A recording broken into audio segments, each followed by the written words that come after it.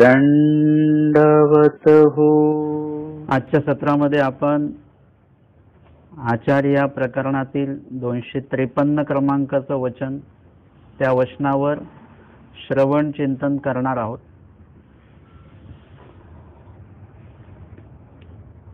येथुनी वारिले ते न कीजे की. मागच्या सत्रात वचन झालं की ऐसे ग जीवजीवाचा वागारा नावेक ढिला करू नये, आणि जरी केला तरी आनोनी आन करिता वेळूची न लगे. जर का जीवाने स्वतःचा वागारा म्हणजे विधी नियम हे जर का सरळीचं वर्तन म्हणजे मुक्त वर्तन करून त्या नियमाला जर का आपण नियंत्रित ठेवलं नाही तर हा जीव कुठल्याही स्तराला जाऊ शकतो. अशा प्रकारचं निरूपण स्वामींनी केलेलं आहे. आणि म्हणून सांगतात की अशा प्रकारे जीव काही फक्त इंद्रियार्थ वगैरे जे काही सेवन करतो, जड चेतन पदार्थाचं सेवन करतो, तेवढ्यानेच फक्त अंतराय होतो का? जेवढेही निषेध आचरण सांगितलेले आहेत, निषेध आचरणामध्ये सर्वच काही येऊन जातं. मग ज्यामध्ये देवाने जे जे नाही सांगितलेलं आहे ते आपण करणं, हे सगळा निषेध आचरणामध्ये आपण पडतो. निषेध हे टाळले पाहिजेत. ते निषेध आचरण आपण केलं नाही पाहिजे. उलट निषेध आचरण जे आहे ते आपण टाळलं पाहिजे. आणि जर का ते आपण करत राहिलो तर काय होईल की तेने करून आपल्याला परमेश्वराने नाही सांगितल्या त्या गोष्टी केल्यामुळे, करत असल्यामुळे अयोग्यता लागेल. तेने करून आपल्याला अनधिकार आपल्याला प्राप्त होतील. आणि सोबत परमेश्वराची जी खंती आहे ती खंतीही आपल्याला प्राप्त होईल. आणि सोबतच जी कणव आहे ती कमी होईल, अधिकार कमी होईल, योग्यता जी आहे ती सुद्धा कमी होईल. म्हणजे याच्यामुळे दोन्ही गोष्टी होत असतात की एक तर नवीन अयोग्यता लागते आणि जुनं जे काही आपल्याला योग्यता आहे ती योग्यता आपली कमी पण होते. दोन्ही गोष्टी होतात. अधिकार जो आहे तो आपला जो पूर्व चांगला अधिकार असेल तो अधिकार कमी होऊन जातो आणि दुसरी गोष्ट अनधिकार नव्याने लागतो. म्हणजे दोन्ही बाजूने आपलं नुकसान होत असतं. आणि म्हणून असे निषेधाचरण जे आहेत ते आपण करता कामा नये. देवाने जे नाही सांगितलं त्या गोष्टी आपण करायच्या नाहीत. असं जे सांगितलं की वागारा ढिला करू नये, असं मागील वचनामध्ये स्वामींनी आपल्याला आचरण सांगितलेलं आहे. तर असं वागारा ढिला न करणे हे कशामुळे घडतं, त्यासाठी आपण काय केलं पाहिजे की जेणेकरून आपला वागारा म्हणजे आपले जे विधी नियम जे आहेत ते भंग होता कामा नये आपल्याकडनं. यासाठी आपल्याला देवाने आचार काय सांगितला, तर या वचनामध्ये तो प्रस्तुत वचनामध्ये तो आचार सांगितलेला आहे की येथोनी वारिले ते न कीजे की. एवढं जरी आपण केलं तरी आपण परमेश्वराच्या विधीच्या बाहेर आपण जाणार नाही. जर का देवाने नाही सांगितलेल्याच गोष्टी आपण करत राहिलो आणि सध्या तेच सुरू आहे, देवाने जे नाही सांगितलं सर्वाधमत्व जो स्वीकार देवाने सांगितलेला आहे स्वीकार केल्या जाणार आहे. स्वामींनी 800 वर्ष आधीच सांगितलं. जर का त्रस उत्पन्न झाला तर जीव सर्वाधमत्व अशा काही गोष्टींचा स्वीकार करेल, क्रियेंचा.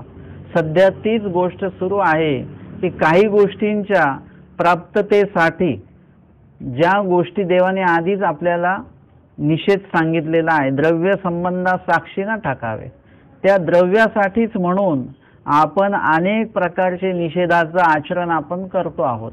जे जे वारिले त्याच गोष्टींना आपण काय करतो आहोत, जवळ करतो आहोत आणि अन्य धर्माचा अंगीकार आपण करतोय.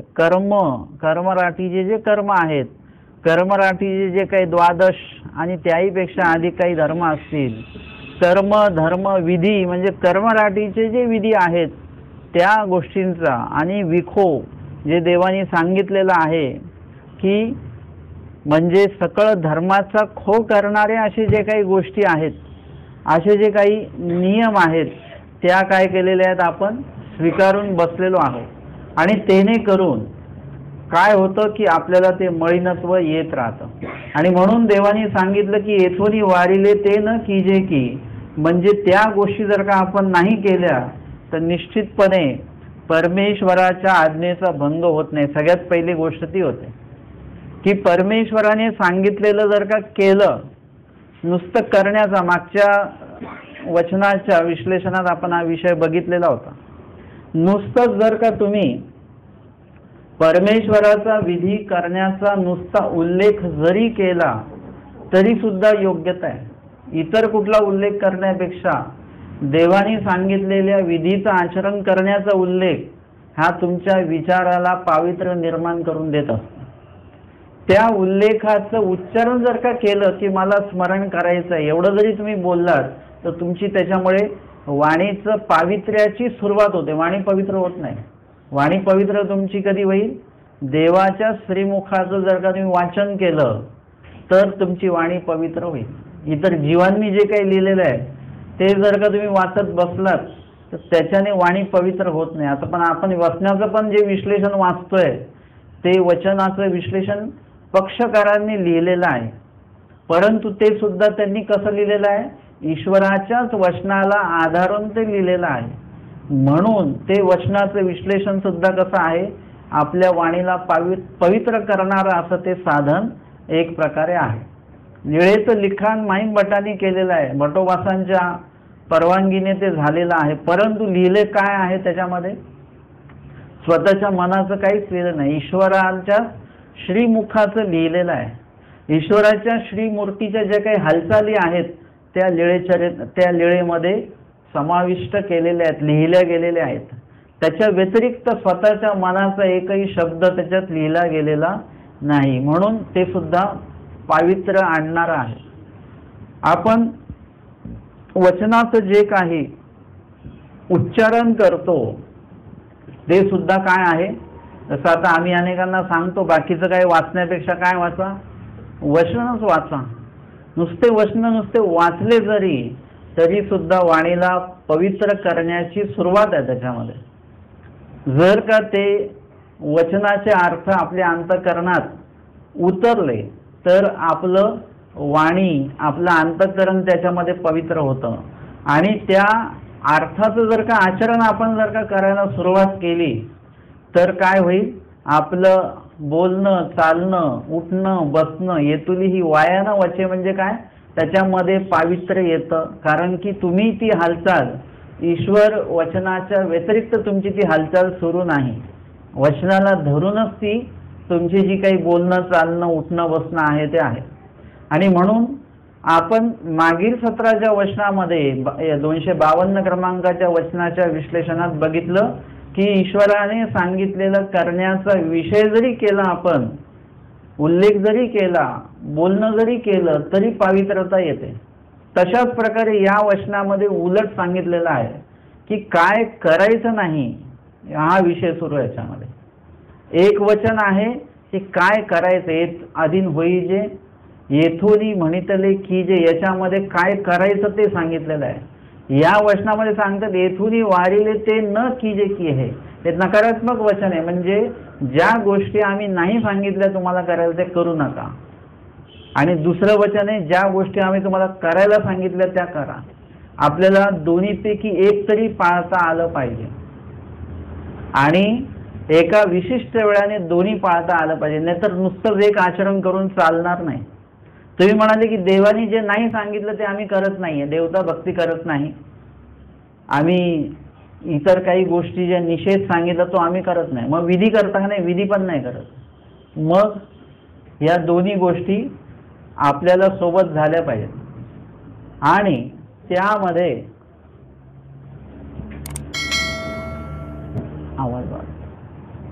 त्यामध्ये आपल्याला जर का तुम्ही म्हटले की आम्ही विधीचं आचरण मात्र करतो आहोत, मग निषेधाचं काय करता? निषेध बंद केले का? नाही, निषेध पण सुरूच आहे. मग तसंही चालत नाही. सुक्षेत्राचा दृष्टांत जो देवाने सांगितला त्याच्यामध्ये या दोन्ही गोष्टी सांगितलेल्या आहेत. त्यामध्ये जमीन किती जरी चांगली असली तरी तिथे तुम्हाला जे काही निषेध आहे, म्हणजे त्याच्यामध्ये जे गवत आहे ते गवत तुम्हाला काढून टाकावं लागेल, ते पण करावं लागेल. आणि त्याच्यामध्ये उत्तम प्रकारचं पीक सुद्धा लावावं लागेल. तुम्ही नुसतं गवत काढलं आणि पीक लावलंच नाही, चांगलं बियाणं पेरलंच नाही तरी चालणार नाही. तुम्ही चांगलं बियाणं लावलं पण ते जे काही गवत आहे ते काढलंच नाही तरी चालणार नाही. तुम्हाला दोन्ही गोष्टी करायच्या. निषेधाचं आचरण सुद्धा करायचं नाही आणि विधीचं आचरण करायचं देखील आहे. एका विशिष्ट वेळाची जी सुरुवात आहे, एक तर निषेध तुम्ही बंद करा, इथून सुरुवात करा, किंवा विधी आचरण इथून सुरुवात करा, पण तुम्हाला दोन्ही गोष्टींचं अनुपालन करायचं आहे. निषेधही करायचे नाहीत आणि आचरणही करायचं आहे, तर मग ती गोष्ट पुढे जात असते. या संदर्भामध्ये उत्तरार्ध 103 क्रमांकाची लीळा डोमेग्रामची येते. गोविंद धावनी सारंग पंडिती स्तुती करणे. याच्यामध्ये एक दिवशी आमचे स्वामी सकाळचा पूजावसर झाल्यानंतर गोसावी विहरणा बीजे केले. स्वामींनी विहरणाला आमचे स्वामी सकाळच्या सत्रामध्ये जायचे किंवा दिवसभरामध्ये संध्याकाळ असेल तेव्हाही आमचे स्वामी विहरणाला जायचे. सरीचे भगतजन असती, सोबत आहेत सर्वजण. गोसाव्यांशी रामनाथाची पटीशाळेवरील आसन झाले. रामनाथाचं मंदिर आहे, आजही तिथे ते स्थान उपलब्ध आहे. शिन्नस्थळीकडे जाताना आपण पहिल्यांदा वळतो तिथे डाव्या बाजूला काही स्थानं आहेत, 2-3. आणि त्यावेळेला स्वामींचं त्या रामनाथाच्या पटीशाळेवरील आसन असताना स्वामी म्हणतात, या लखुमेयासी कोणी धावता पुरेल का? हे लखुमदेव जे आहेत त्यांच्याशी कोणी धावता पुरेल. म्हणजे स्वामींना काय करायचंय? परमेश्वर काय करतात? धावविती पवविती झुंजविती. आमचे स्वामी डोमेग्राम प्रांतामध्ये असताना किंवा इतरही ठिकाणी अशा प्रकारचा खेळ, अशा प्रकारचं प्रवृत्तीजनक काही कार्य परमेश्वर आमचे स्वामी त्या जीवांकडनं करून घ्यायचे, जेणेकरून काय व्हायचं की एके कर्मे नासे ती, म्हणजे काही कर्मांचा नाश. कुठल्या कर्मांचा नाश ते आपण जाणू शकत नाही. अंदाजे आपण लावू शकतो काही गोष्टी, परंतु ते परमेश्वरच जाणतात त्यांच्या कुठल्या कर्मांचा काय नाश, किती नाश तो केला जातो. आता स्वामी म्हणतात त्यांच्याशी कोणी शर्यतीमध्ये धावता पुरेल, म्हणजे कोणीच पुरू शकत नाही असं स्वामींचं म्हणणं आहे. तव सत्यादेवीचा गोंदो गोसाव्यांच्या दर्शनाला होता. सत्यादेवीचा जो गोंदो आहे तो स्वामींच्या भेटीला आला. तो म्हणतो, जीजी मी पुरेन, मी याच्याशी जिंकेन. स्वामी त्यांना म्हणतात, तू न पुरेसी का? आधी तर स्वामींनी विचारले कोणी धावता पुरेल का, म्हणजे कुणी ह्याच्याशी शर्यत जिंकू शकेल का? तेव्हा ते म्हणतात मी जिंकेन. स्वामी म्हणतात तू न पुरसी का, तुम्ही पुरे पडू शकत नाही, तुम्ही याला जिंकू शकत नाही, तुम्ही हाराल. नाजी मी पुरेन, ते म्हणतात नाही मी पुरेन. मग गोसावी सिंह नारायणाचा कोणता आणि आपणाईचा भो केला. स्वामी जिथे बसलेले आहेत तिथून स्वामींनी सांगितलं सिंह नारायणाचा जो देवळाचा कोणता आहे त्याला शिवून परत मागे धावत यायचं. आणि तो निश्चिती केली आणि धावायला सांगितलं. भो केला म्हणजे धावा, आता 1 2 3 म्हटले की ते दोघेही धाविनले. दोघे कोणता येऊनी गोसाव्यांकडे येत होते, त्या कोणत्याला शिवून परत माघारी धावत येत होते. तेव्हा तो सत्यादेवीचा जो गोंदो आहे ज्याला स्वामींनी म्हटलं की तुम्ही जिंकू शकत नाही, तर गोंदोचा पायी खडा कसकरला. त्यांच्या पायाखाली धावताना काय आलं, एक खडा आला. आता ते कसे धावत होते? आत्ताच्या काळात जर का ते धावायची शर्यत असेल तर त्याचे बुट असतात, म्हणजे बुटांचे वेगवेगळे प्रकार आहे. कशासाठी बुट घालायचे त्यानुसार ते बुट असतात. त्या काळामध्ये तसं काही नव्हतं, म्हणजे हे अनवाणी धावायला गेलेले आहेत. काही लोकांना अनवाणी चालता सुद्धा येत नाही बरं का. जर का चप्पल नसेल तर ते 4 पावलं सुद्धा चालू शकत नाहीत. त्यांच्या तळपायाला काय त्रास होतोय तो त्यांच्या चेहऱ्यावर लगेच उमटून येतो. आता इथे त्या मातीमध्ये त्या खड्यांमध्ये धावत जायचं आणि धावत यायचं आहे. आता त्यांच्या पायाखाली एक खडा म्हणजे दगड आला तर चालतो कधी कधी, परंतु खडा आलेला चालत नाही. डोक्यात जर का खडा पडला तर चालतो, दगड पडलेला चालत नाही बरं डोक्यात. आणि पायाखाली दगड आला तर चालतो, पण कधी कधी खडा आलेला चालत नाही. कारण की खडा एवढूसाच असतो, परंतु त्याच्या वेदना मात्र भरपूर असतात बरं का. तो जर का एकदा पायात रुतला, दगड पायात रुतत नाही, तो पायाखाली येऊन त्याच्यावर पाय देऊन आपण पुढे धावत जाऊ, चालत जाऊ. परंतु जर का टोकेरी जर का खडा आला पायाखाली तर तो टोचतो तळपायाला.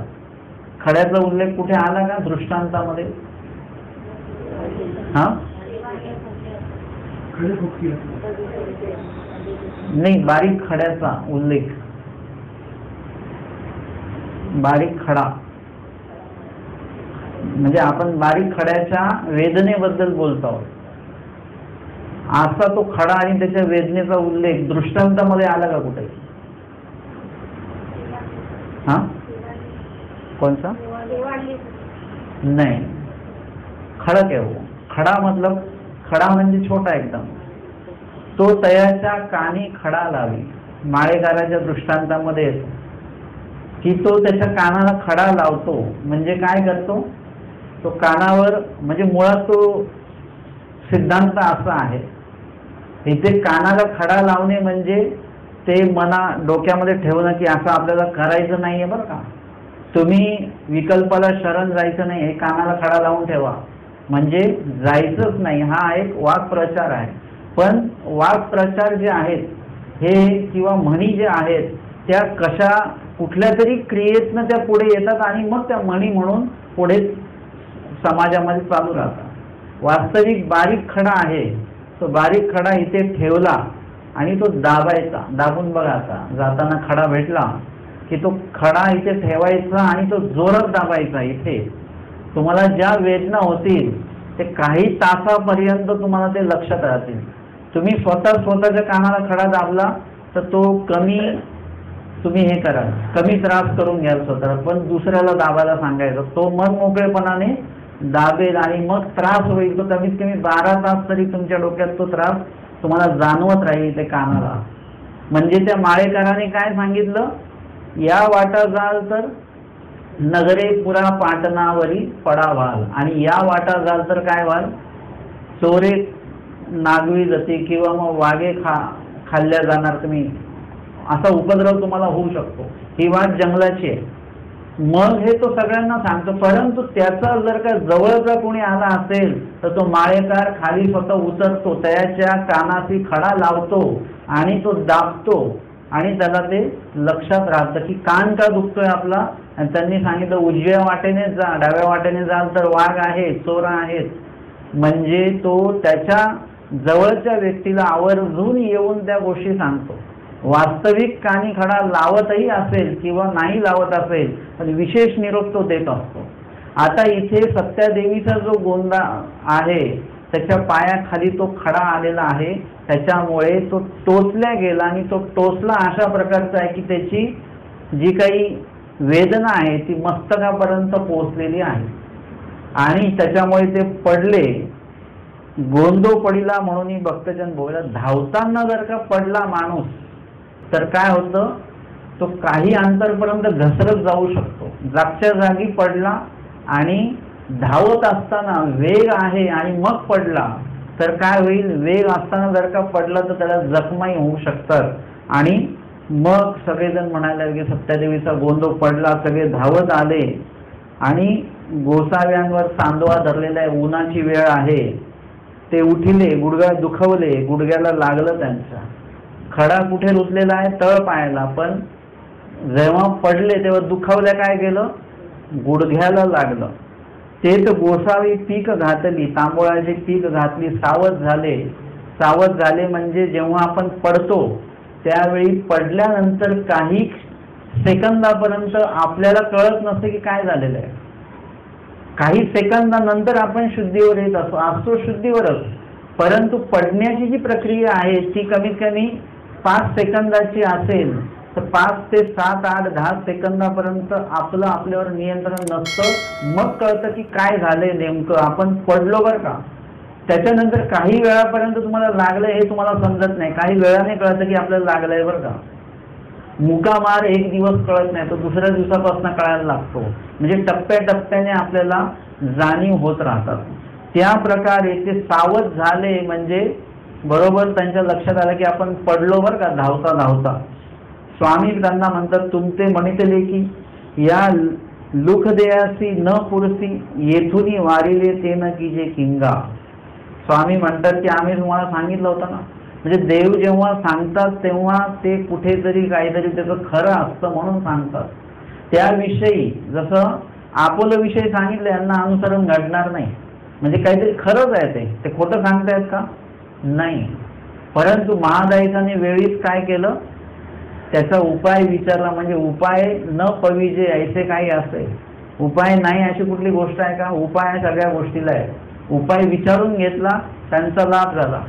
तीच गोष्ट गायनबासांना सांगितलं, तुमच्या हातामध्ये संघ तुळशी आहेत, आता त्यांनी विचारलं पाहिजे होतं काय उपाय आहे का. तेच उलट म्हणतात नंतर हे गोसावीची विहीर आहे. स्वामीने सांगितलं तर काही खोटं ठरणार आहे का. खोटं ठरणार नाही, पण ते खोटं ठरवायचं आपल्याला हे लक्षात घ्या. देवानी आपल्या बाबतीत काही गोष्टी खऱ्या सांगितल्या आहेत आणि काही गोष्टी आपल्याला खोट्या करायच्या आहेत. काही गोष्टी ज्या खऱ्या सांगितल्या त्या खऱ्याच करायच्या आहेत. की जीव सर्वाधिकारी हे खरं सांगितलेलं आहे तर ते वचन आपल्याला खरंच करून दाखवायचं आहे. पण देवाने सांगितले जीव दोषदर्शिया, हे वचन आपल्याला खरंच आहे पण ते आपल्याला खोटं करून दाखवायचं की आपण त्यातनं बाहेर यायचं. जीव सर्व दोषांचे आहे वचन खरोखरच आहे, पण आपल्याला हे वचन खोटं ठरवायचं आहे आपल्या बाबतीमध्ये. की आपलं जे काही आळं आहे त्याच्यामध्ये काय आलं पाहिजे, सर्व दोषांचं आळं, सर्व गुणांचं आळं झालं पाहिजे आपलं. या प्रक्रियेला आपण सुरुवात करून आपलं ते आळं निर्दोष केलं पाहिजे. सगळ्यांची आळे कशी आहेत, निर्दोष नाही आहेत, दोषयुक्त आहेत, ते गळकी आहेत. पण वानरेशाची आळे कशी आहे, निगळ. म्हणजे त्यांनी जे त्याच्यामध्ये भाजी घेतली त्यांच्या आळ्यातनं अजिबात भाजी इकडे तिकडे जात नाही. पण बाकीच्यांचं आळं जे ते गळकं आहे, ते भाजी जी वाढलेली आहे त्या आळ्यातनं ते भाजी बाहेर चाललेली आहे. आपलं सुद्धा तसंच आळं असलं पाहिजे. आपलं गुणाचं आळं गळकं आहे पण दोषांचं आळं मात्र आपलं चांगलं आहे बरं. त्याच्यातनं अजिबात गळती होत नाही, त्याच्यात दोष साठून राहतात, गुण मात्र साठून राहत नाही. भटोबासांचं दोषांचं आळं गळकं आहे. आपल्याला एवढंच माहिती की त्यांचं ते आळं गळकं नाही, निगळ आहे. परंतु निगळ फक्त गुणाचं आळं त्यांचं निगळ आहे, पण दोषांचं आळं मात्र भटोबासांचं गळकच आहे. त्यांच्या त्या अंतःकरणाच्या ज्या आळ्यामध्ये दोष राहत नाही. ते कोणाचे दोष ऐकले जरी तर ते दोष निघून जातात, ते साठून राहत नाहीत. अशा प्रकारे स्वामी म्हणतात की येथून वारिले ते न कीजे की, म्हणजे आम्ही तुम्हाला जे नाही सांगितलं ते तुम्ही नाहीच केलं पाहिजे होतं. तर इथे हे वचन आपल्याला या वचनाचं जी प्रकरण वशाची लीळा आहे ती आपल्याला या ठिकाणी ऐकायला मिळाली, आपण वाचली. ती दुसरी लीळा या संदर्भातली येते की यामध्ये पाठक जी भिक्षा करतात ते चतुर्वर्णी भिक्षा करतात. म्हणजे स्वामींनी सांगितले चातुर्वर्ण्यम चरित भिक्षम, चारही वर्णामध्ये भिक्षा केली पाहिजे. त्याच्यामध्ये कुठलाही जातीभेद आपण करायचा नाही. परंतु परमार्गाच्या याच्यामध्ये चातुर्वर्णी भिक्षा केल्या जात नाही, कारण की शूद्र वर्ण मध्ये जे कोणी येतात ते मांसाहार वगैरे करत असतात, त्याच्यामुळे तिकडे भिक्षा घेणे नाही. मग चातुर्वर्ण्यांचरित भिक्षम या वचन कसं आहे की आपल्या धर्मामध्ये अहिंसा किंवा ज्ञान धर्म जो आहे महानुभाव पंथ, याच्यामध्ये चौवर्णाचे लोक आहेत. ब्राह्मण आहे, क्षत्रिय आहे, वैश्य शूद्र आहेत. तिथे मग भिक्षा घेताना भेदभाव करायचा नाही. उपदेशी आहेत पण एक शूद्र जातीचे आहेत म्हणून त्यांच्याकडे भिक्षा घ्यायची नाही, असा भेदभाव करायचा नाही. हे अमक्या जातीचे आहेत, हे तमक्या जातीचे आहेत म्हणून यांच्याकडे भिक्षा घ्यायची नाही असं नाही. ते कोण आहेत?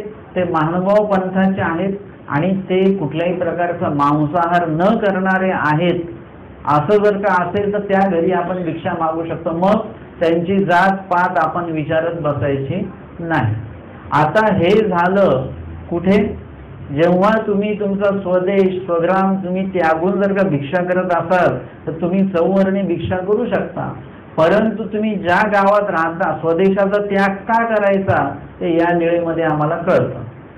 एक दिवशी पाठक म्हणतात, जी आता जाईजे मा ऐसीची भिक्षा कीजे. म्हणजे पाठक काय करायचे ते मागच्या निळेमध्ये तो संदर्भ आलेला आहे. उत्तरार्ध 503 आणि 504. पाठक तेथचे तेथ चतुर्वर्णी भिक्षा करी. तिथल्या तिथे स्वतःच्या गावामध्ये चतुर्वर्णी भिक्षा करायचे. मग भक्तजनी गोसाव्यांपुढे सांगितले की हे पाठक जे आहे हे 4 वर्णात भिक्षा करतात. जी पाठकू येत चतुर्वर्णी भिक्षा करीती यावरी सर्वज्ञ म्हणितले. हे जाणीजे तेत अति चेष्टा न की जेती की. म्हणजे ज्यांना व्यवहाराचं ज्ञान आहे त्यांनी अतिचेष्टा म्हणजे सांगितलेल्या वचनाच्या आगाऊ वर्तन जे आहे आचरण जे आहे ते करता कामा नये. म्हणजे आपलं आचरण करताना व्यवहारही बघावा लागतो. तुम्ही तुमच्याच गावात राहून जर का चतुर्वर्णी भिक्षा करत असाल आणि तुम्ही इतर गावाला जाऊन चतुर्वर्णी भिक्षा करत असाल तर इतर गाववाल्यांना काय माहिती की तुम्ही कोण आहात कसे आहात, त्यांना त्याचं काहीच माहिती नसणार आहे. त्याच्यामुळे त्या भागात तुम्ही कुठेही भिक्षा केली तर हरकत नाही. परंतु तुम्ही तुमच्या गावात तुम्हाला सगळे लोक ओळखतात. बघा हे चतुर्वर्णी भिक्षा करतात नाही कुठल्या पंथाचे ते महानुभाव पंथाचे. मग त्याच्यामध्ये कुणाचं नाव खराब होतं? पंथाचं नाव खराब होतं. मग तुम्हाला आचरण करायचं आहे तर तुमचं स्वदेश तुमचा स्वग्राम तुम्ही त्यागा आणि मग स्वामींनी सांगितलेलं आचरण निर्दोषपणे करत राहा. आता इथे जेव्हा तुम्ही ते करता त्यावेळेला काय होतं? तुमचा दोष लोक मुळातच तुम्ही संन्यास घेतला याला लोक विरोध करतात. वरून तुम्ही जर का असं आचरण त्यांच्या समोर करायला लागले तर अजूनच तुमचा रोष लोकांना होईल. आणि म्हणून हे जे काही आचरण आहे ते करत असताना आपण काय केलं पाहिजे? थोडंसं तारतम्य बघून ते आचरण केलं पाहिजे. आणि म्हणून स्वामी सांगतात की अशा प्रकारे जर का विधी आचरणामुळे जर का धर्माच्या नावाचं थोडंसं धर्माला जर का कलंक गालबोट लागत असेल किंवा धर्माला लोक नावं ठेवतील असं काही होत असेल तर मग ते आचरण तिथे करायचं नाही, तुम्ही दुसरीकडे जाऊन करा. आमचे माहीम भट्ट तिथेच थांबले नाही, ते रिद्धपूरला गेले कारण तिथे त्यांचे कोणी नातलग नाहीत काही नाही आहेत. म्हणजे भविष्य काळात धर्म आचरण करत असताना कुठल्याही प्रकारचा त्रास आपल्याला होणार नाही कुटुंबाकडनं, म्हणून ते लांब गेलेले आहेत. तोच भाग या ठिकाणी आहे की स्वामी म्हणतात की हे जाणीजे तेथ अतिचेष्टा न कीजेती की. आता हा संदर्भ पुढे आहे की ते म्हणतात पाठक की देवा आता जाईजेल मग ऐसीची भिक्षा कीजेल. आता आम्ही अशीच भिक्षा करू, चातुर्वर्णीच भिक्षा करू. गोसावी श्रीमुकुटे अनुज्ञा दिली, ठीक आहे. आता ज्याच्या त्याच्या त्या अधिकाराच्या अनुरूप परमेश्वर त्याशी संवाद करत असतात. मग भटी म्हटली जीजी आम्हाही ऐसीची भिक्षा करू येईल, म्हणजे आम्ही सुद्धा अशीच भिक्षा केली तर चालेल का? स्वामी म्हणतात येथुनी वारिले ते न कीजे की. तुम्हा येथुनी म्हटले तेची करणी किंगा. म्हणजे आम्ही तुम्हाला म्हणजे प्रत्येक वचन नुसतं वचन पालन करून चालणार नाही. तुम्हाला ते वचन पालन करत असताना तुमचा अधिकार तुमची योग्यता तुमची कणव हे पण लक्षात घ्यावे लागेल. प्रदेश कसा आहे तो पण लक्षात घ्यावा लागेल. लोक कशी आहेत ते सुद्धा लक्षात घ्यावे लागेल. त्यानुसार तिथे तुम्हाला वर्तन करावं लागणार. एखाद्या वेळेस ते दोषयुक्त लोक आहेत तर त्यांच्या समोर तुम्ही जर का तसं आचरण करत राहिले तर त्यांच्या अनधिकाराच्या अनुरूप ते लोक तुमच्यावर भकन करणार. मग त्यावेळी तुम्हालाही दोष आणि त्यांनाही दोष आहे. त्यांचाही दोष टाळायचा आणि आपलाही दोष टाळायचा. म्हणून ते सांगतात की येथुनी वारिले ते न कीजे की. म्हणजे असं आचरण तुम्ही करू नये तर सगळे लोक तुम्हाला नावं ठेवतील. म्हणजे समाज जो आहे तो तुम्हाला वाईट टाकेल. का बरं? कारण की जे मांसाहार करणारे जे लोक आहेत मग त्यांच्याकडे जाऊन तुम्ही जर का भिक्षा घेतात. आता सांगितलं घर न निवडीत भिक्षा की जे वचन आहे मग आपण सरसकट घरं मागायची का? नाही. मग तिथे हिंसाची वचनं येतात. एखाद्या घरी जर का हिंसा सुरू असेल तर त्या घरी मागू नये. एखादं संभावनी घर दिसते श्रीमंत, तिथे मागू नये. एखादं घर ओळखीचं असेल तर तिथे ओळखत्याच्या घरात न वसावे, असं केल्या गेलं पाहिजे. आणि अशा पद्धतीने तुम्हाला सगळे घर सरसकट भिक्षा मागता येणार नाही. तोरण मंडळाचं घर असेल तर तिथे ते टाळावं लागेल. म्हणजे हे सुद्धा बघावं लागेल. व्यवहारामध्ये काय बसतं आणि काय नाही बसतं ते सुद्धा बघून तुम्हाला भिक्षा मागावी लागणार आहे. अशा प्रकारे स्वामींनी आम्हाला हे सांगितलेलं आहे. या वचनाच्या संदर्भातलं जे काही टीकारूपी विवेचन आहे ते आपण बघणार आहोत. वारिले म्हणजे निषेध. वारिले ते काय? जे आपण आचरण करायचं नाही बरं ना. वारिले म्हणजे निषेध, म्हणजे जेवढे निषेधरूपी वाक्य आहेत, विकार शून्य, विकल्प शून्य, निरालंबी, हे जी काही वचनं सांगितलेली आहेत, किंवा अजून आपण कवणाची ताती न केली तरी आपली कवणी न करी, ह्या ज्या काही वचनांचा संदर्भ आहे तो कसा आहे? निषेध. त्याच्यामध्ये आम्हाला देवाने सांगितलं ह्या निषेधाचं आचरण करायचं नाही, विकल्पाला शरण जायचं नाही. हे जे सांगितलेलं आहे हे सर्व निषेध वाक्य जे आहेत त्या निषेध वाक्यामध्ये जे काही निषेध सांगितले त्या निषेधाचं आचरण आपण करायचं नाही. आता तेच निषेध ते कोणते बरं? अनिष्ट अविधी हिंसा अन्य धर्म. अनिष्ट अविधी, अनिष्ट म्हणजे काय? जे विकार आहे ते अनिष्ट आहे. अविधी म्हणजे जे विधीमध्ये जे मोडत नाहीत, जो विधीच देवाने सांगितलेला नाही तो विधी आपण विधी म्हणून करत असतो, ते त्या गोष्टींचा त्याग आपल्याला करता आला पाहिजे. अनिष्ट अविधी आणि हिंसा म्हणजे विकार, विकल्प आणि हिंसा अन्य धर्म पुढे त्यांनी दिलेला आहे. विकार, अनिष्ट अविधी हिंसा आणि अन्य धर्म म्हणजे विकार, विकल्प आणि हिंसा, आणि सोबत जे विहित जे नाही केलेलं आहे त्या गोष्टी आपण करायच्या नाहीत, हे स्वामींनी सांगितलेलं आहे. ते सर्व अनिष्ट या पदामध्ये येतं. आणि ते अनिष्ट जे देवाने नाही सांगितलं ते आपण आचरत बसायचं नाही. वारिले केल्या दृष्टी दुःख परत्री नरक. जर का असं देवाने जे काही वारलेलं आहे ते आपण जर का नाही केलं तर ठीक आहे, पण जर का आपण तेच करत राहिलो तर काय होईल बरं न? जर का वारिले केल्या काय होईल ना? दृष्टी दुःख, दृष्टपर दुःख प्राप्त होईल आपल्याला. आणि परत्री नरक म्हणजे देवाने नाही सांगितलेल्या त्या गोष्टी केल्याने आता दृष्टपर इथेच आपल्याला दुःख प्राप्त होईल. आपल्याला काय होईल? मानसिक, वाचिक, शारीरिक असे काही दुःख असतील ते आपल्याला प्राप्त होतील. आणि परत्री नरक म्हणजे ते विधी आपण केल्यामुळे जे विधीमध्ये मोडतंय, ते विधीमध्ये मोडत असलेलं करताना जे काही घडेल ते विधीमध्ये काय होईल? नासल्या पण जाईल. पण जे विधीच मोडत नाही आहे, अविधी आहे तो, आणि अविधी आपण जर का करत असलो, जसं देवाने सांगितलं पुष्प एक वाहिजे आणि तुम्ही भले मोठे फुलं तोडत बसले तर काय होईल? एक पुष्प वाहण्याचा वचन आहे ते जर का तुम्ही पालन करत असाल तर ठीक आहे, त्यामध्ये वचनाला समोर ठेवून आपण ते कार्य करतो आहोत तर मग हरकत नाही, त्याच्यात काही दोष घडला तर नासूनही जाईल. पण विधी व्यतिरिक्त जर का करत असू आपण तर परत आपल्याला ते उदाहरण घ्यावं लागेल. तांदूळाची भाजी देवाने सांगितली खुडा म्हणून खुडली, दोष नाही. परंतु देवाने नाही सांगितले आणि मग खुडली तर नाही चालणार. बटोबासांना 2च आसू सांगितल्या, हरकत नाही, दोष घडला नाही. परंतु 3 आसू आणले असतात तर देव रागावले असते. सांगितले विहित 2च आहे, 3 नाही. म्हणजे आपल्याला विहिताच्या वेगळं केलं तर परत्री दुःख, परत्री नरक आणि दृष्टपर दुःख आपल्याला प्राप्त होत असतं बरं का. कारण की ते नरक कधीच सुटतील आपले? जेव्हा विधी अंत तुम्ही चालत आहात, आटणारी क्रमे चालत असाल तर तुमचं ते जे काही दोष असतील ते कदाचित त्याच्यामध्ये प्रायश्चितामध्ये ते फिटल्या जाईल, ती चाल पुढे चालणार नाही वगैरे वगैरे.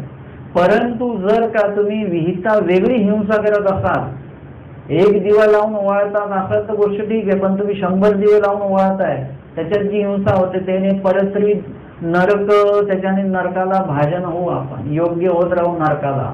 म्हणून विहिता वेगळं वर्तन करू नये, किंवा वारिले ते आपण केल्याने काय होतं ते याच्यामध्ये सांगितलं.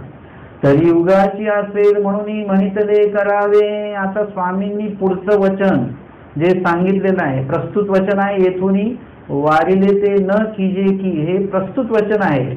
आणि त्याच्या पुढचं वचन आहे की तुम्हा येथून म्हणितले ते करणे किंगा. जर वारिले करायचं नाही मग करायचं काय नाही, तुम्हा येथून म्हणितले ते करणे किंगा. हे वचन देवाने या वचनाच्या पुढे का उच्चारण केलं बरं? ना उगाची असेल, उगाची राहील म्हणजे हेही करायचं नाही तेही करायचं नाही, मग आपलं रिकामं बसून राहील, म्हणून पुढचं वचन सांगितलं. हे त्याग वाक्य सांगितले, 26 वचने त्याग. आणि मग त्याग केल्यानंतर काय करायचं? रिकामं बसून राहायचं का? देशाच्या शेवटी झाडातळी जन्म तिथे बसायचं, आपण तर रिकामच बसायचं का? न पुढे सांगितले हे देखिले तैसे 8वी जैन, म्हणजे रिकामं बसू नका. मंदिरात आले रिकामे बसू नका, स्मरण करा, धर्मचर्चा करा, सेवादास्य करा. मार्गात गेले रिकामे बसू नका, सेवादास्य करा, धर्मवार्ता करा, स्मरण करा. म्हणजे रिकामं तुम्ही स्वतःला ठेवू नका. रिकामे बसले की अन्य वार्ता सुरू होऊन जाते कुठे. म्हणून इथे सांगितलं, जे पुढचं वचन जे निरूपण केलं ते त्यासाठीच निरूपण केलं की जर का वारिले ते न कीजे की हे सांगितलं, मग उगाच राहील, तो रिकामाच बसून राहील. म्हणून म्हणितले करावे हे वचन, येथून म्हटले ते करावे वचन पुढे स्वामींनी निरूपण केलेलं आहे. सासार्जुना श्री दत्तात्रेय प्रभू वर दिदला. आता दृष्टपर दुःख होतात आणि परत्री नरक होतात, हे याचं काही न्याय देऊन सांगाल का आम्हाला? सांगतात. सासार्जुन म्हणजे कोण? सहस्र अर्जुन.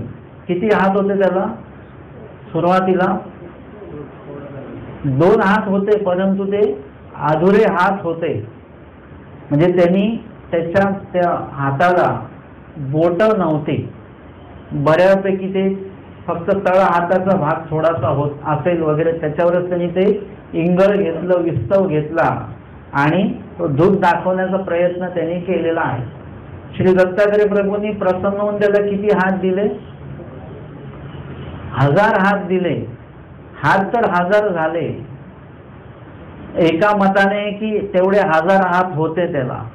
एक मत आहे की 1000 हाता एवढं बळ होतं त्याला. आता नुसते एकदम 1000 हात घेऊन तुम्ही फिरू शकत नाही. मग त्या ठिकाणी 1000 हातांचं बळ त्याच्याकडे आहे. बळ तर 1000 हातांचं दिलं किंवा 1000 हात दिले, अटी मात्र फक्त 3च सांगितल्या की 1000 हात टिकवण्यासाठी काय करावं लागेल? 3च अटी पाळाव्या लागतील. आता बघा बरं की 3 अटी पाळणं एकदम सोपं होतं. अटी पाळणं जर का तुम्ही नियम मनावर घेतलं तर सोपंच असतं, आणि जर का तुम्ही अटी पाळणं हे मनावर नाही घेतलं तर तुमच्या अटी कधीही तुटू शकतात. मग 3 अटी कुठल्या होत्या? एक, ब्राह्मण हत्या करायची नाही, गो हत्या करायची नाही आणि स्त्री हत्या करायची नाही. आता या 3 गोष्टी सांगितल्या. येथुनी वारिले ते न कीजे की. बाकी मग आतुर बळ्या व्हाल तुम्ही, लोकांच्या मनातले तुम्ही मनोरथ जाणार आणि त्यांनी मागायच्या आधीच तुम्ही त्यांना दान द्याल. 1000 हातांसोबत हे सुद्धा वरदान दत्तात्रेय प्रभूंनी त्यांना दिलेलं आहे. परंतु 3 अटी मात्र तिथे ठेवलेल्या आहेत. डॉक्टर आपल्याला औषधी देतात, औषध चांगलं देतात, पण ते सांगतात थंड पाणी पिऊ नका बरं का, त्याच्यानंतर आंबट खाऊ नका, किंवा मग थंड पाणीने आंघोळ करू नका. 3 अटी सांगितलेल्या आहेत. आता उन्हाळा असेल तर आपल्याला थंड पाणी पिल्याशिवाय जमणार आहे का? नाही जमणार. आणि आंबट तर सहज खाल्लं जातं. जेव्हा तुम्हाला तोंडाला चव नसते त्यावेळी ते अन्न कडू लागतं, कसं तरी मिळमिळीत लागतं. मग त्यावेळी तुम्हाला कशाची आठवण येते? लोणचं आठव, म्हणजे हे आंबट पदार्थ आठवतात, ते खाल्लं की बरं वाटेल मला. हे नेमकं जे नाही सांगितलं तेच आपल्याला खायचं असतं. मामाजींनी आम्हाला सांगितलं की ज्याला ऍसिडिटी असते त्याला आंबट पदार्थ आवडतात. म्हणजे ज्याला जे आजार असतो ना त्याला ते आजार वाढवण्याचेच पदार्थ त्याला आवडत असतात. मग इथे वारिले ते न कीजे की, आणि नेमकं त्याच्याकडनं त्याच गोष्टी घडल्या. त्याच्याकडनं ते म्हणजे त्या गायी पायी, कामधेनू पायी त्याचं काय झालेलं आहे की त्याच्याकडनं स्त्री हत्या पण घडली, ब्राह्मण हत्या, ऋषी हत्या पण घडली, आणि मध्ये ती गाय आली तर गो हत्या पण घडली. तिन्ही हत्या त्याच्याकडनं घडल्या गेल्या. बघा कसा योगायोग असतो. जेव्हा ते सांगितल्या जातं ना की असं करू नका, तुम्ही कुठल्या मुलाला सांगता मस्ती करू नको? जो मुलगा मस्ती करणार आहे त्याला सांगितलं जातं. तुम्ही कोणाला सांगता बडबड करू नका? जो बडबड करणार असतो त्याला. आणि आपल्याला माहिती असतं किती सांगितलं तरी तो बडबड करणार, तो मस्ती करणार, तो काहीतरी मध्येच बोलणार. म्हणजे त्या ठिकाणी जे काही दोष असतो तो दोष उदयाला येत असतो, आणि मग तो दोष उदयाला येणार. कारण की जर का एवढं अधिकार प्राप्त झाले की मग आपण अधिकारी होतो आणि इतरांना आपल्या अधीन करण्याच्या प्रयत्नात असतो. तसा तो प्रयत्न तोही करणार होता हे दत्तात्रय प्रभूंना माहिती होतं, आणि मग तेवढं अटी सांगून सुद्धा त्यांनी त्याच दोषाला तो वरी पडा झाला, तोच दोष त्यांनी केला, आणि त्याचं जे काय वरदान असं ते निघून गेलं. आता त्याच्यामुळे काय झालं, त्याला दुःखही झालं. म्हणजे नंतर त्याला दुःख झालंच की आपण चुकीचं वर्तन केलेलं आहे, आणि त्या निमित्ताने त्याला जे काही नरक होणार आहेत नंतर अदृष्टपर ते वेगळे आहेत परत. म्हणजे त्या दोन्ही गोष्टी त्याला घडल्या. हा न्याय आपल्याला इथे मिळाला. आता टीकाकार शंका करतात, ज्यांना श्री दत्तात्रय प्रभूंनी वरदान दिलेलं आहे तो परशुरामे कैसा वदिला, परशुरामाने त्याचा वध कसा काय केला बरं? त्यानंतर परशुरामाने निश्चित केलं की बाबा ही सृष्टी जी आहे ते मी काय करेन, मी क्षत्रिय करेन वगैरे वगैरे. मग दत्तात्रय प्रभूंनी ज्याला वर दिलेला आहे तो कसा काय ह्याच्याकडनं मारला गेला? न देवती वर दिला तो गोसावी सिद्धी नेती. म्हणजे त्याला विश्लेषण करून सांगतात, जर का देवतेने वर दिला तर तो गोसावी सिद्धीला नेतात. म्हणजे स्वामींनी सांगितलेलं आहे ते तरी येथुनीची सिद्धीला आम्ही नेतो. म्हणजे देवता काही वर देतात वगैरे ते परमेश्वर सिद्धीला नेत असतात. तरी गोसावी वर दिलेला तो देवता कैसा सिद्धी न नेती. मग जर का देवानी जर का वर दिला तर तो देवतेनी सिद्धीला का नेला नाही बरं? असं का झालं? न कान काही बावडी तव जाये. म्हणजे सहस्रार्जुन कसा मारला गेला त्याचा न्याय देऊन सांगतात की कान्हा आणि बहुडी. कान्हा म्हणजे चांगला आग्निक होता.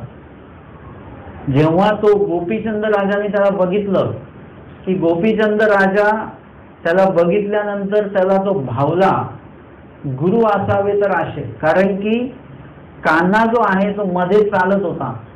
म्हणजे तो त्याचं जे काय असेल वाहन असेल त्याच्यावर तो बसलेला होता.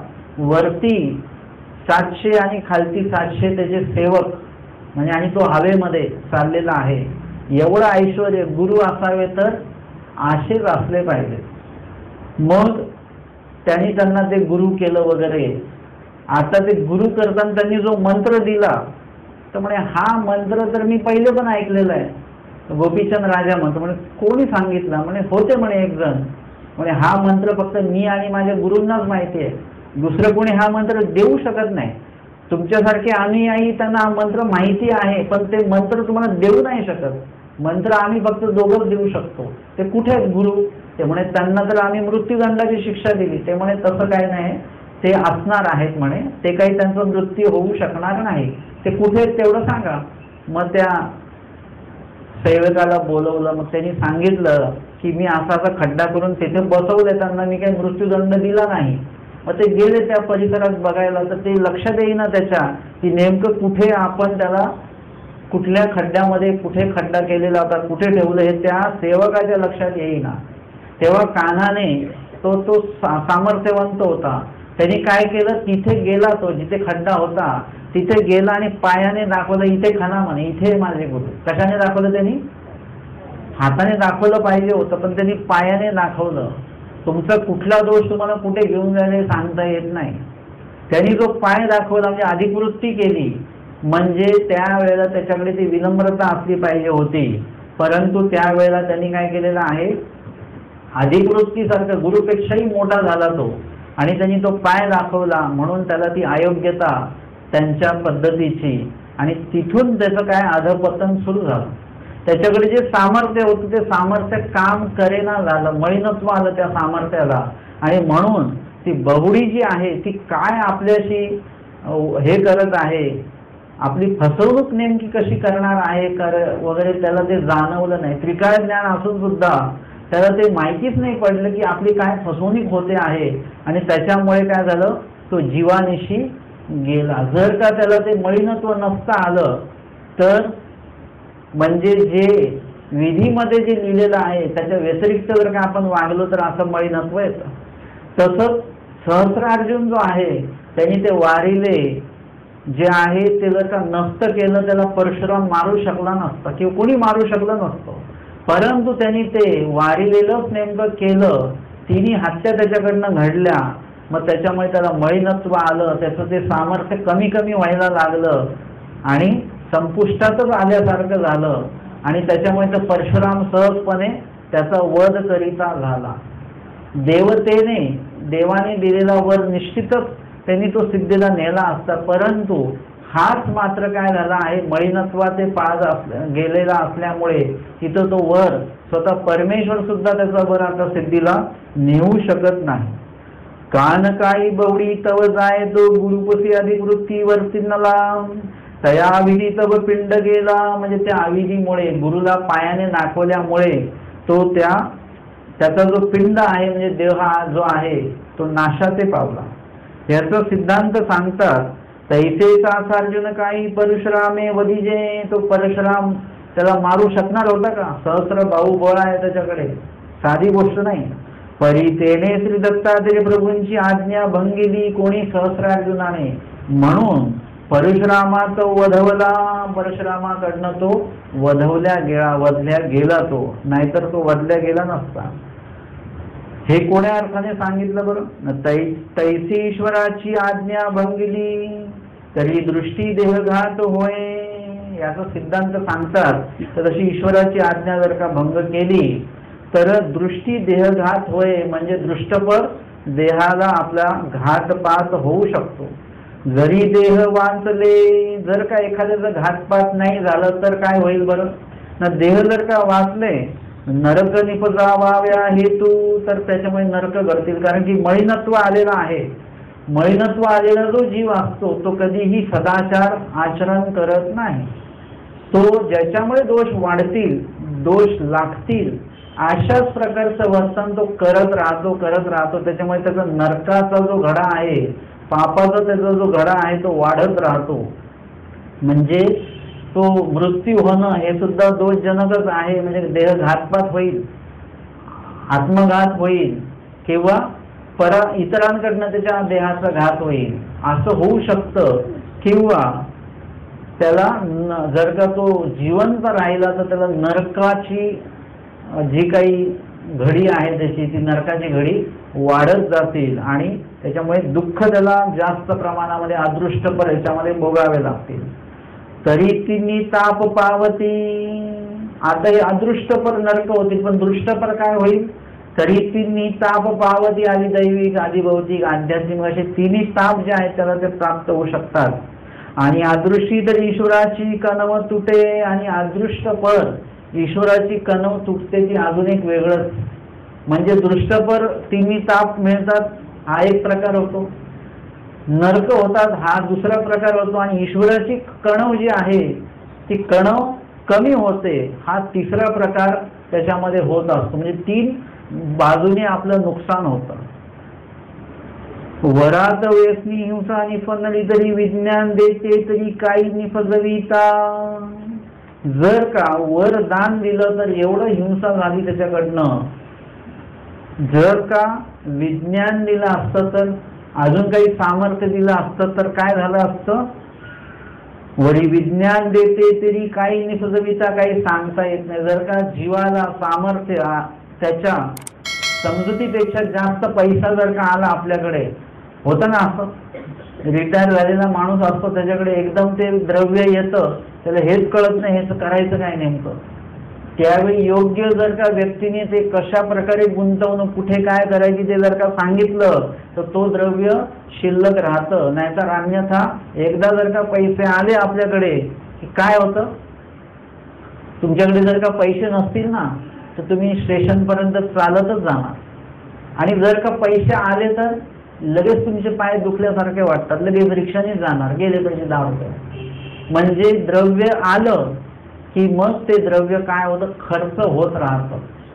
तशा पद्धतीने आपल्याकडे जर का सामर्थ्य आलं तर ते सामर्थ्य आपण कुठेही उपयोगी लावत राहतो. मग त्याचं आपण हे नाही करत, नियोजन नाही करत त्या गोष्टीचं. तशा पद्धतीने आपण त्या अधिकाराचा चुकीचा वापर करतो आणि स्वतःला दोष लावून घेत असतो. तसं जर का त्याला वरदान दिलं तर एवढी हिंसा त्याने केली, जर का सामर्थ्य अजून दिलं असतं तर खूप मोठी हिंसा सहस्रार्जुनाने केली असती. मतद्रव्ये न सेवागा म्हणितले. आणि जर का देवाने सांगितलं करू नका आणि जर का आपण ते मुद्दामून ते केलं तर काय नुकसान होतं बरं? अजून काय नुकसान होतं? न मतद्रव्ये न सेवागा. 56 कोटी यादव यांना कृष्ण महाराजांनी सांगितलेलं होतं मतद्रव्य सेवन करू नका. पांडवांना सांगितलेलं होतं द्यूत खेळू नका सांगितलेलं होतं, परंतु तरी काय झालं, त्यांनी ते द्यूत खेळलं आणि त्यांना त्याचे जे काही त्रिताप त्यांना प्राप्त झाले, दुःख प्राप्त झालं, हे त्यांना भोगावं लागलं. जर का कृष्ण महाराजांनी सांगितल्याप्रमाणे ते जर का द्यूत खेळले नसते तर पुढच्या गोष्टीच घडल्या नसत्या काही. म्हणजे कितीतरी मोठी गोष्ट टळल्या गेली असती, महाभारत घडलं नसतं, परंतु देवाने सांगितलेलं ते टाळलं.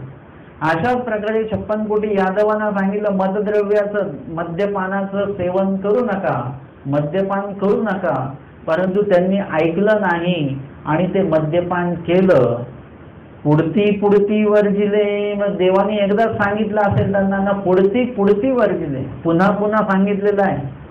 जसं दोषवंत व्यक्तीला पुन्हा पुन्हा सांगावं लागतं बरं का, अन्यवार्ता करू नका, अन्यवार्ता करू नका, पुढती पुढती, तसं देवाने पुन्हा पुन्हा सांगितलं. कर्मराटीची या जीवा विद्युतपादकत्व न करीतीची. पण मग बुद्धीचा पालक का नाही केला बरं? न कर्मराटीच्या जीवाला बुद्धी म्हणजे इथे बुद्धुपादकत्व म्हणजे त्या जीवाच्या बुद्धीमध्ये विशेष प्रकारे काही बदल करावा तर ते परमेश्वर करत नाही. कर्मराटीच्या जीवांच्या कर्मामध्ये परमेश्वर काही विशेष लक्ष घालत नाही. तो दैवराटीचा असेल तर मग कुठेतरी परमेश्वर त्याला काहीतरी घडवतील मडवतील वगैरे, किंवा त्याच्या कर्माचं मागे पुढे करू शकतीलही. परंतु जर का तो कर्मराटीचाच असेल तर कर्मराटीच्या जीवा बुद्ध्युत्पादकत्व न करीतीची, म्हणजे त्याला विशेष चेष्टकत्व परमेश्वर करत नाही. ईश्वरीचे कुमार धायरे सोयरे झुंजो झुंजो मेले. मग तेने करून काय झालं बरं? न ईश्वराचे कुमार जेवढे कोणी होते, धायरे सोयरे हे झुंजो झुंजो मेले 56 कोटी यादव, जर का त्यांनी वारिले ते जर का केलं नसतं तर सगळे वाचले असते. परंतु केल्यामुळे काय झालं की सगळे झुंजो मेले. आणि गोपिका भिली नेलिया येसने अपयश स्वीकारिले. देवाने पण या जीवांच्या पायी असं अपयश स्वीकारलं की गोपिका भिली नेल्या, त्यांनाही दुःख प्राप्त झालं.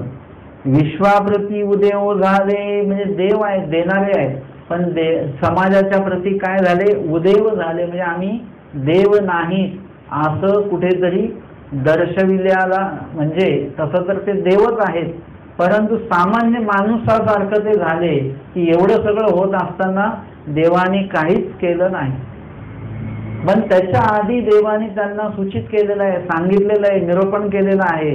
याच्या व्यतिरिक्त मग देवाने काही केलं नाही. एकदा जर का तुम्हाला ज्ञान झालं, मग तुम्ही दोष आचरण करा नाही तर गुण आचरण करा, त्याची जबाबदार तुम्ही आहात. तसं देवाने त्यांना सूचित केलं, सांगितलं. पण ते जीव आहे ते देवाचे म्हणितले न करी तिची, देवाने सांगितलेलं ऐकतच नाही. त्याला देव आता काय करणार? म्हणजे त्यावेळी देव सुद्धा तटस्थ झाले, सामान्य व्यक्तीसारखे जे घडतंय ते बघत राहिले. पण मग मध्ये मात्र परमेश्वर पडले नाही.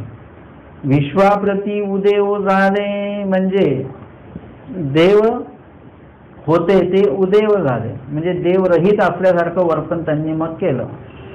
ज्ञानी अशी काही करीती, जर का अज्ञानी लोकांनी जर का असं केल्यामुळे देवाला एवढी खंती आली, जर का ज्ञानियाने जर का असं केलं तर ज्ञानी अशी काही करीती, म्हणजे ज्ञानियाच्या बाबतीत देव काय निर्णय घेतील काही सांगता येत नाही. मग आपण काय करावं बरं? म्हणून आपण परमेश्वराशी उतराई होणे दावे, म्हणजे देव ज्ञान देऊन उतराई होतात, तर तसं उतराई होऊ द्यायचं नाही. देवाला आपल्या जवळच ठेवायचं, देवापासनं आपण लांब जायचं नाही, देवाला आपल्यापासनं लांब जाऊ द्यायचं नाही. कुमरासी यादवासी दृष्टी आयुष्य भविष्य राज्य तुटले. आता ते जे 56 कोटी यादव होते त्यांचं काय नुकसान झालं? फक्त झुंज मेले एवढंच नुकसान झालं का? ना, कुमरासी यादवासी दृष्टी आयुष्य, जे आयुष्य उपभोगणार होते ना, ते राज्य आहे, ऐश्वर भोगलं असतं, ते ऐश्वर त्यांचं संपलं, कारण आयुष्यच संपलं त्यांचं. ते स्वतः त्यांनी संपवलं, म्हणजे जगता आलं नाही, हा एक नुकसान झालं. भविष्य राज्य उपभोगता आलं असतं, ते भोगायला मिळालं नाही. आणि सर्वच काही जे प्राप्त होणार होतं त्यापासून ते तुटले, म्हणजे काहीच प्राप्त झालं नाही, एवढं त्यांचं नुकसान झालेलं आहे.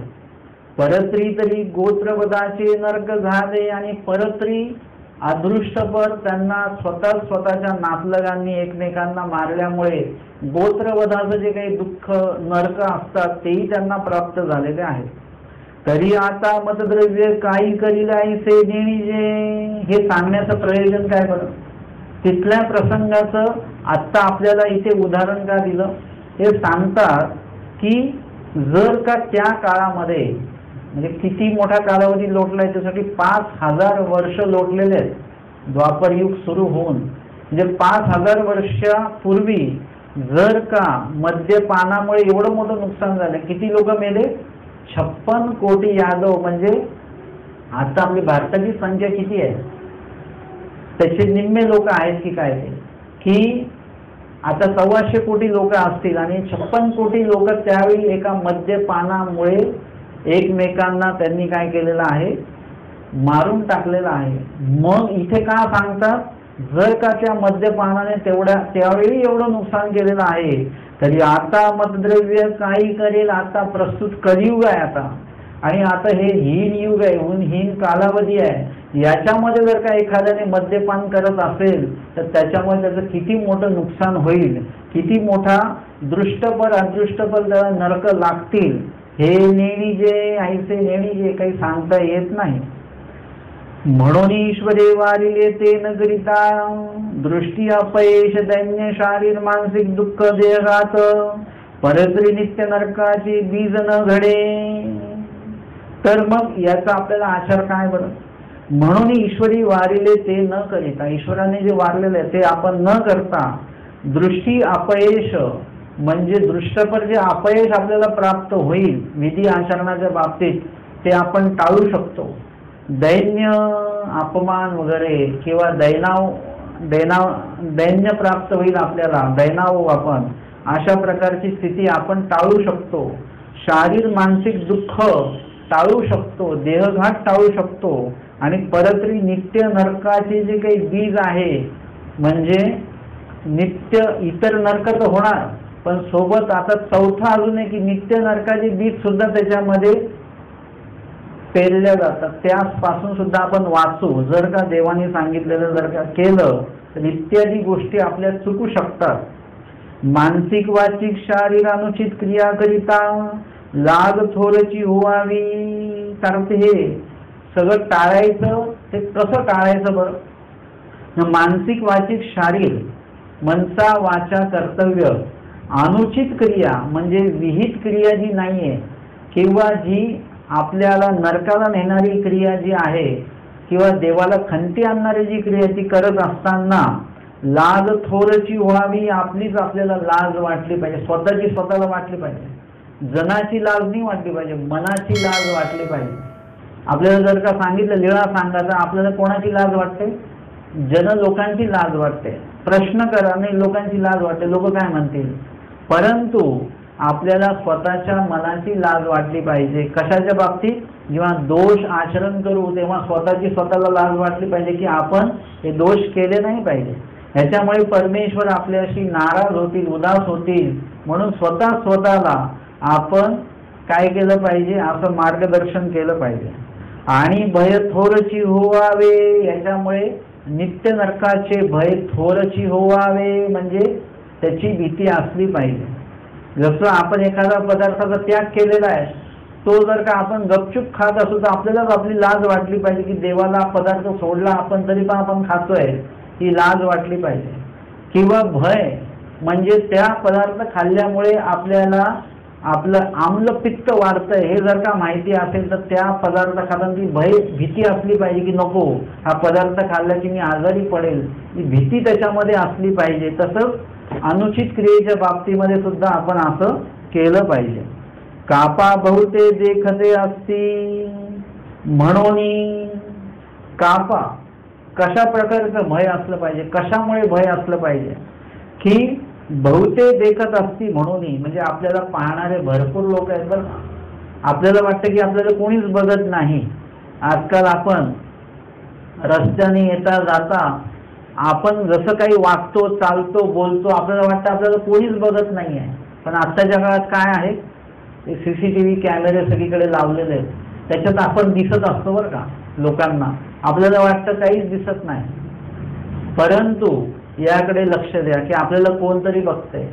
आता ते CCTV कॅमेरे आहेत, परंतु अजून कोण कोण बघतंय बरं? भरपूर लोक आपल्याला बघतात. बहुत पाहणारे म्हणजे बहुत देखते असती म्हणून, असे कोण बरं? अतीत त्रिकाळ ज्ञान ऐसे बहिर्यागीचे आनंद, म्हणजे गत भविष्य वर्तमान जे जाणतात ते आत्ता जरी प्रस्तुत बघत नसले तरी ते भूतकाळ आपला बघू शकतात, आपला भविष्यकाळही बघू शकतात. प्रस्तुत काळ आपण काय करतो तेही आपल्या त्यांना ते दिसतं. जसं त्या कॅमेरामध्ये असतं ना, कॅमेरामध्ये काय असतं की त्याच्यामध्ये तुम्ही भूतकाळ बघू शकता आणि वर्तमान काळ बघू शकता, फक्त भविष्यकाळ त्याच्यात दिसत नाही की भविष्यात काय होणार आहे. परंतु असे काही ज्ञानी आहेत भूत भविष्य वर्तमान जाणणारे, बहिर्यागीचे अनंत असे काही सामर्थ्यवंत आहेत की ते आपल्याला बघत असतात. दूरदर्शनीय दूरश्रवणीय, कोण कोण बरं? दूरदर्शनी जे लांबून बघणारे आहेत. जसं कोण बघत होतं? संजय बघत होता ना, तो दूरदर्शनी होता, म्हणजे तो लांबून ते बघत होता. दूरश्रवणीय, तो दूरश्रवणीय पण आहे, म्हणजे त्याला लांबचं ऐकायला पण येतं आहे. असे अनंत सामर्थ्यवंत आहेत, ते आपल्याला बघतातही आणि आपलं बोलणं ऐकतात देखील. ऐसे अनंत विद्यावंत, देवतेचे विद्यावंत अनंत आहेत. देवतांची अनंत महासिद्धी झाली असती ऐसे, ज्यांना देवतांकडे सिद्धी प्राप्त झाल्यात असे अनंत लोक आपल्याला पाहतात. 81 कोटी 1,25,000 नव येतुलिया देवता, 81 कोटी 1,25,000 10 देवता आपल्याला बघत असतात. येतुलेची देवतेची फळीये सुद्धा आपल्याला बघत असतात. आणि पाप फळीये, जेवढे पुण्य फळीये बघतात तेवढेच पाप फळीये सुद्धा आपल्याला बघत असतात. ग्रहो जोटिंग भूते येही अनंते, अष्टग्रहातल्या जे काही आनंद जाती आहेत, ग्रह भूत जोटिंग हे सगळेजण बघत असतात. सकाळ ब्रह्मांड व्यापक चैतन्य माया जी आहे ती पण आपल्याला बघत असते. आणि गोसाव्यांचे बहिर्यागे, स्वामींनी ज्यांना काही साधना दिलेली आहे असे बहिर्यागी, दूरदर्शनीय, दूरश्रवणीय, विद्यावंत, देवविद्यावंत, अप्रोक्ष ज्ञानी, सामान्य ज्ञानी, विशेष ज्ञानी, प्रेमी अनंत आहेत. येतुली अनंत अवताराचे अनंत देखत असते, अनंत अवतार आहेत. अनंत अवतारांचे अनंत बहिर्यागी, वेदवंत, बोधवंत, विशेष ज्ञानी, शाब्द ज्ञानी, सामान्य ज्ञानी अप्रोक्ष ज्ञानी ऐसे अनंत अवताराचे अनंत जे दातृत्व ज्यांना वर्तले ते सगळेजण आपल्याला बघतात आणि अनंत अवतार देखत असते आणि अनंत अवतार देखील आपल्याला बघतात आणि व्यापक स्वरूप देखत असे ईश्वराचं व्यापक स्वरूप आहे, नित्य व्यापक, ते व्यापक स्वरूपही आपल्याला बघतं. श्री चक्रधरा रायाचे स्वरूप विद्यमान आमुचे गोसावी देखत असती. विद्यमान आहेत आमचे स्वामी. आता 5 अवतारांपैकी किती अवतार विद्यमान आहेत आता? 4 की 5 की 4? किती अवतार विद्यमान? 2 अवतार विद्यमान आहेत. एक आमचे स्वामी श्री चक्रधर महाराज आणि एक श्री दत्तात्रय प्रभू महाराज. हे 2 अवतार गोसावी देखत असती. विद्यमान आमचे गोसावी देखत असती. श्री दत्तात्रय प्रभू देखत असती म्हणून त्रिविध अनुचित क्रिया करिता येतुले देखत असती. आपल्याला काय वाटतं की मला कोणीच बघितलं नाही, मी वाईट वागलो, वाईट बोललो आणि वाईट विचार केला, कोणालाच कळलं नाही. आपण कधी कधी मनातल्या मनात वाईट विचार करतो, कोणालाच कळतं का कोणाला? आपण वाईट बोललो सुद्धा, मनातल्या मनात म्हटलो किंवा वाचिके पण बोलतो कधी कधी, कोणालाच ऐकू नाही आला, आपण एकटेच होतो घरी. किंवा अनुचित क्रिया कुठली केली आपण चुकीची, मुंग्याच मारून टाकल्या, मच्छरच मारले, कोणी बघितलं का आपल्याला? कोणीच बघितलं नाही. परंतु आज तुम्हाला कळलं असेल की एवढे लोक आपल्याला बघत असतात. आपल्याला वाटतं कुणीच नाही बघितलं, परंतु तुम्ही कुठल्याही कानाकोपऱ्यात जा, तुम्हाला हे सगळे लोक बघत असतात. आणि म्हणून हे करत असताना आपल्याला एक भय असलं पाहिजे की जरी इथे सीसीटीव्ही कॅमेरा नसला तरी परमेश्वर मात्र आपल्याला चोरी करताना बघताय. आपण तणे शेंगदाणे घेतो ना, ते गपचूप घेतो का? आपण पैसे दिलेने घेतले, तो तिथे ती पुडी बांधेपर्यंत 2-4 शेंगदाणे उचलून ते खात राहतो. द्राक्ष गोड आहेत का? 1 किलो मागून पाव किलो तो मोजून करता करता आपण पाव किलो तर आपणच खाऊन जातो. म्हणजे हे काय झाली? आता सर्वांच्या देखत तुम्ही चोरी केली. तुम्ही म्हणता आम्ही काही चोरी केली का? ही चोरीच झालेली आहे. तुम्ही तुमच्या द्रव्या व्यतिरिक्त अजून खाऊन राहिलेले आहात. तुमचं जे मूल्य तुम्ही दिलेलं आहे त्या मूल्य एवढं जर का तुम्ही खाल्लं तर ते पाप नाही, परंतु तुम्ही जेवढं मूल्य दिलं तेवढंही घेताय आणि त्याच्या व्यतिरिक्तही आपण खातो, हे मात्र दोषजनक आहे. आणि म्हणून येतुले देखत असते. माळेकाराची दृष्टांते दुःख भोगिता येतुल्याही घृणा न उपदे. पाहिल्यामुळे काय होईल? जर का आपण वाईट वर्तन करत असू तर येतुले जे बघणारे आहेत त्यांना आपली अजिबात कीव निर्माण होणार नाही. ते म्हणतील की यांनी माळेकारातील दृष्टांते, बाकीच्यांना कीव येते ज्यांनी बघितलं नाही, पण माळेकारांना कीव येत नाही. ते म्हणतात येणे जे पाप कर्म जे केले ते मी जाणतो असे. यांनी काय काय केलेलं आहे ते मला माहिती, मी डोळ्यांनी बघितलेलं आहे. तसं जे बघणारे लोक आहेत त्यांना आपल्याविषयी कधीच कीव निर्माण होणार नाही. ईश्वर अवतारा कणव उपजे, म्हणजे देवाला सुद्धा आपली कणव निर्माण होणार नाही. जसं त्या वसोच्या बाबतीमध्ये भक्तजनांना कणव निर्माण झाली, तर देवाला मात्र कणव निर्माण झाली नाही. आमुचियाही गोसाव्यांशी आधी करून, इतर अवतारांना तर आपली कणव निर्माण होणारच नाही, पण आमचे स्वामी कसे आहेत? अपार मस्तक कृपा, अवघी कृपेची मूर्ती असल्यासारखं आहे. दयाळू, मायाळू, कृपाळू, कन्मळू अशा स्वामींना सुद्धा आपली कीव निर्माण होणार नाही, कारण आपण पापच तेवढे केलेले आहेत. याचा आपल्याला आचार काय?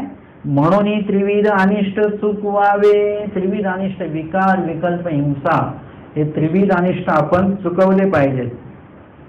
चांग प्रयत्न करावा. चांग प्रयत्न करावा म्हणजे अनिष्ट चुकवण्यासाठी चांगला प्रयत्न केला पाहिजे. आपला प्रयत्न असतो पण त्या प्रयत्नामध्ये कुठल्याही प्रकारची ताकद नसते. प्रयत्न नाही करत नाही अशातला भाग नाही. मला चहा सोडायचा आहे, प्रयत्न करतो पण तो प्रयत्न तुमचा मजबूत नाहीये. जर का कोणी एकदा आग्रह केला की तुम्ही नाही नाही म्हणता, 2दा केलं तरी नाही म्हणता, पण 3ऱ्यांदा आग्रह केला की मग आता ते म्हणतात तर घेऊन टाकू. एकाएकी चहा थोडी सुटणार आहे. थोडा रोज दिवसातनं 4 वेळा घ्यायचं तर 3 वेळा घेऊ. आता 1 वेळ फक्त बंद करू, म्हणजे आपला निग्रह जो आहे तो चांगला नाही, कमकुवत आहे एकदम. स्मरणाला उठू आपण, उद्यापासून उठायचं. आज जर का पोथी ऐकली की आत्ताच निश्चित होतं तुमचं की उद्या सकाळी 3ला उठायचंच आपल्याला, परंतु मग एक दिवस उठत नाही, 2 दिवस उठत नाही, मग आपला निग्रह जो आहे जो कमकुवत आहे आपल्याच लक्षात येतं. म्हणून चांगला प्रयत्न करा, असा कमकुवत प्रयत्न करायचा नाही.